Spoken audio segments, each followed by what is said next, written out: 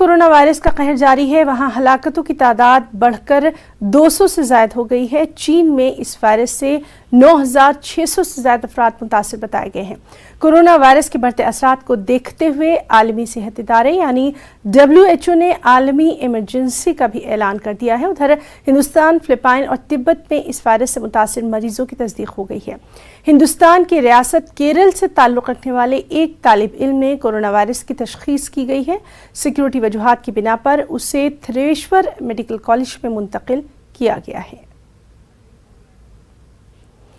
Anil, corona virus के ताल्लुक से हम आपसे जानना चाहेंगे कि जिस तरह से कोरोना वायरस को देखते हुए दिल्ली में ख़ास तौर पर एयरपोर्ट पर सिक्योरिटी के पुख्ता बंदोबस्त किए गए हैं, ख़ास एहतियात बरती जा रही है, अस्पतालों में भी इस तरह से इंतज़ाम किए गए हैं, और क्या कुछ वहां पर देखा जा रहा है? अनिल,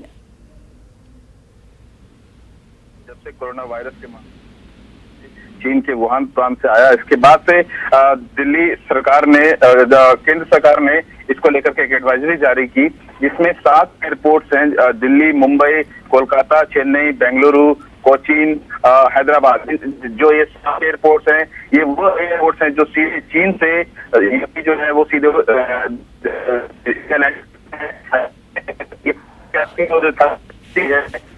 ये जानकारी मिल पाती है।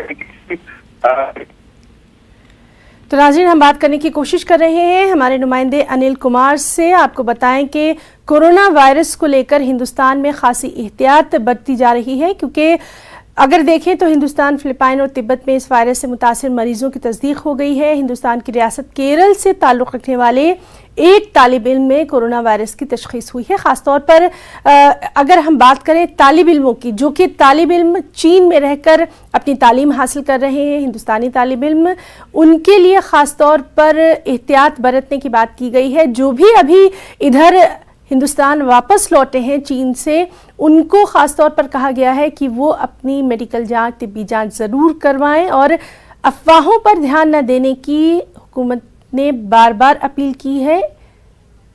एहतियात की बात ज़रूर की जा रही है। एक बार फिर से हम बात करने की कोशिश करेंगे हमारे नुमाइंदे अनिल कुमार से। अनिल, जिस तरह से हम बात कर रहे थे कि हिंदुस्तान में ख़ास तौर पर एहतियात बरतने की बात की जा रही है, और क्या कुछ अभी देखा जा रहा है, क्योंकि कोरोना वायरस जो है वो बहुत तेज़ी से पूरी दुनिया में फैला है।